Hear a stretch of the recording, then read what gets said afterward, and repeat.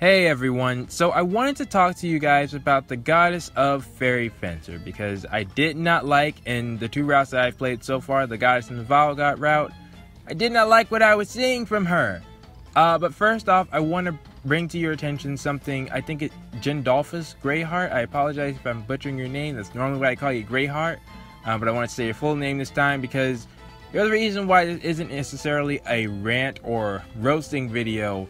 You bring up an interesting good point, and I don't want to take any credit, at all for this idea. So I want to start off with this, alright? So hopefully I'm putting their comment up on the screen, although it was quite long. I'll see what I can do about that. But basically, to paraphrase what they were saying, it's basically that when Fang is saving Tiara, he cares more in that moment. His emotions are so high in that moment that it touches the goddess, and then she grants him usage of her power. At first, I was like, nah, I don't think that's... But then I started to think about it, because I always try to... If there's a lesson I can give to you guys, always try to hear out what the other person is saying. I always do that. So I was thinking, I was like, alright, let's see, can this make sense? And I thought, well, wait a minute. Actually, when was the first time, at least in the normal route, that the goddess granted Fang use of her power? I always thought Fang was worthy in the first half of the goddess route. And then when he went back in time, when he started saving people, all of a sudden he wasn't worthy. But he used the goddess's power when he saw Tiara at death's door. And that actually made me go, whoa, wait, yeah. Yeah, that definitely would have the same effect as when he chose to save Tiara over the world. They were saying they could fight the Valgott, but, realistically. He chose to save Tiara over the world. That also touched the goddess. And then in the Valgott route, when the fused version of Mariana and the Valgott attacked Tiara, then Fang also chose to save her then, and the same type of effect. Every time the goddess's power has been used, Tiara was in danger or, dead, and Fang witnessed that, and he wanted to take actions to save her. So, looking at it from that point, because that is true, that has been the only times that the goddess's power has been used, then I can see that logic, at least in the sense of, it makes sense, because that clears up the fact that I was thinking, why was he worthy in the first half of the goddess route, but not in the second route? And I was trying to figure out what type of logic she has. That kind of clears things up, but at the same time, let's go back and look at things, alright? First off, in the goddess route, I'm looking at the wording now, specifically, alright? Because that's what we can really take on what the goddess means. When Fang tries to use the goddess's power in the goddess route, Eren tells him that the goddess said he's immature, alright? And let's remember what happened, alright? The cause for Fang even making the changes that he has to be that good of a person, it wasn't even Tiara. That's the thing. It was Emily. Somebody who was completely unrelated to the Valgott mess. She just cared about her brother, and Fang struck down Apollonius. Without, realizing that he might have had a family or anything like that. I would have thought, since most of the game had built up to that point, and how Fang, he didn't really seem to have drive. I will give you that. He didn't have drive in the beginning. And I was thinking to myself, okay, well, if the goddess is saying that was the reason, that he was either lazy or, there were a bunch of flaws that Fang still had when the goddess said he was immature that they could have gone with. But the fact that they said he was immature when he literally was making the most mature decisions, that he wasn't going to cut down everybody he sees, that he wasn't going to look at them as an enemy, and then he was going to work to bring to them, show them the light, show them the right way, and she's gonna, criticize or look down on things like that by saying he's not worthy. And then it's also Pippin's line after that, which says, if Fang's not worthy, none of us are.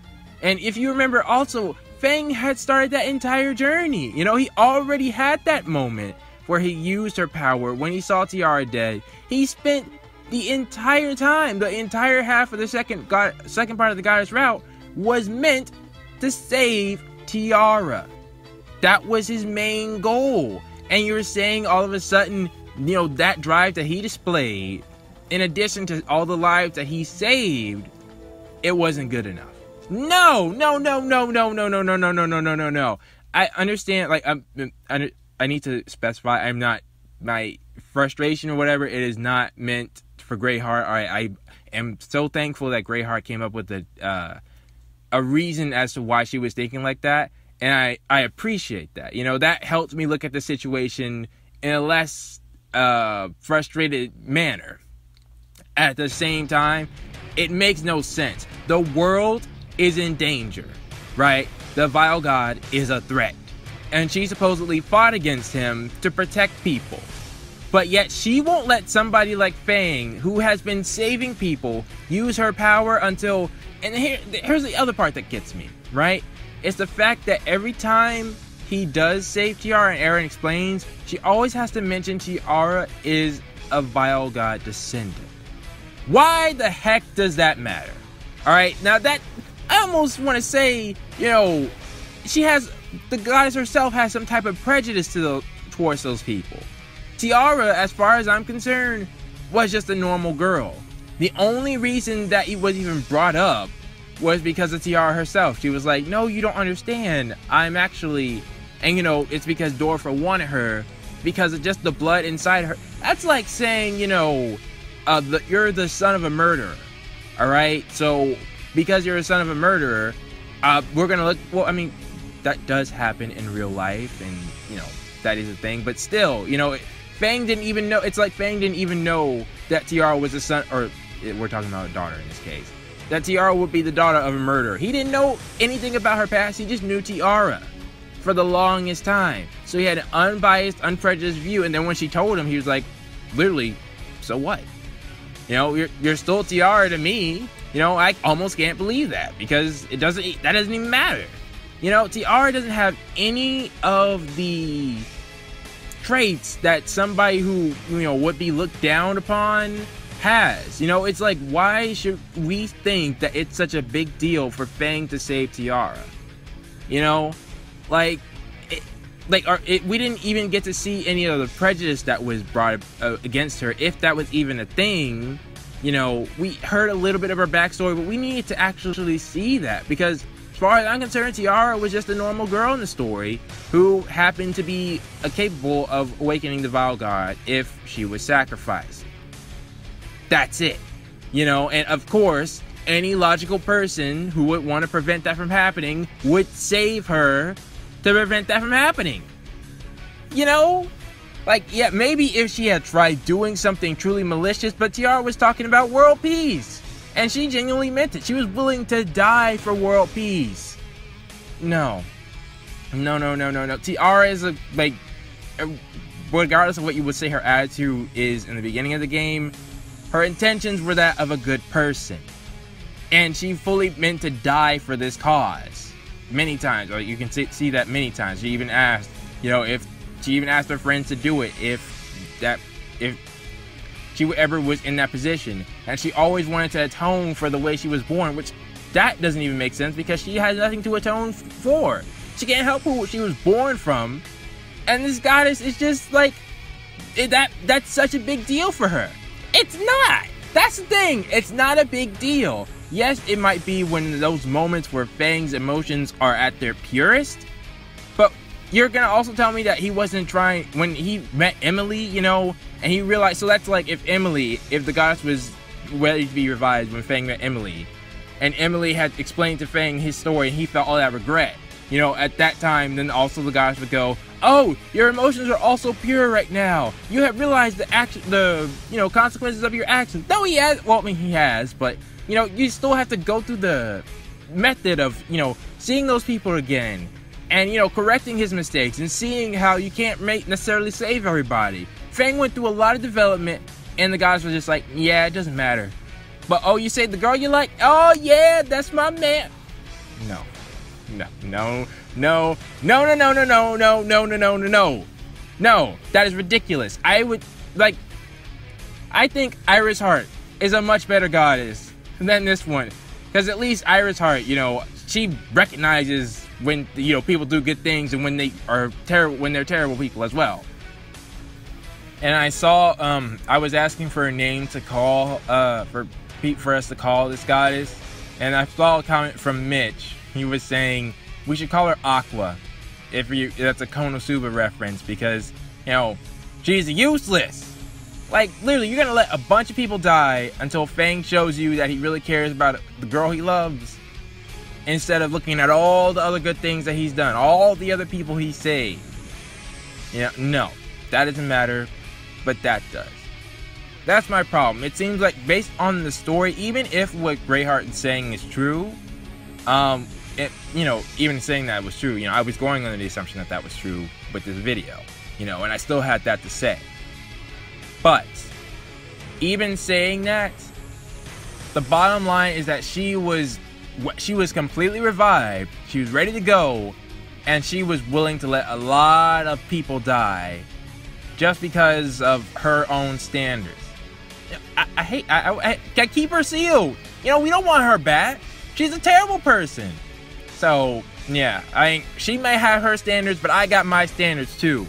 And with all the other CPUs that we had in the Neptunia series, every single one of them, heck, maybe even Rei. I might even say even Rei's a better CPU, or better goddess than she was. Well, maybe that's a little bit of exaggeration, but still, that's how frustrating it is that she was literally, she had the power. She could have given Fang the power to stop the Vile God from coming back, and she was waiting for that. No, or it didn't even say she was waiting for that. Like, why does he even need to be worth? That's another conversation entirely. Does he even need to be worthy to have the power to stop the most evil villain in the series, in the world? You know, that only she has the power to stop. It's like, hey, we need your help. Can you help us? Nah, you ain't worthy. You're not worthy to use my power. Nah. But you can go ahead, good fight. Go keep on you, keep trying.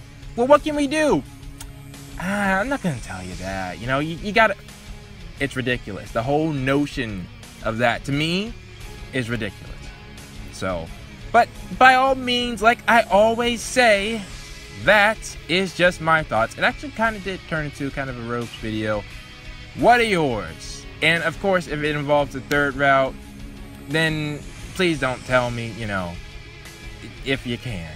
I mean, I'm trying to, but, you know, it would be ideal for me to go. I'm going to go into this with this mindset, with the third route. I'm going to judge what happens with Tiara and the goddess very carefully, all right? And also Fang as well, but, you know, I was very happy with, that's the thing, I was very happy with Fang's development, and the way the story, it seemed to be such a big part of it, and for it to just be ignored, you know, I've talked it to death at this point. So yeah, please post your thoughts down in the comments below, and I will see you all next time.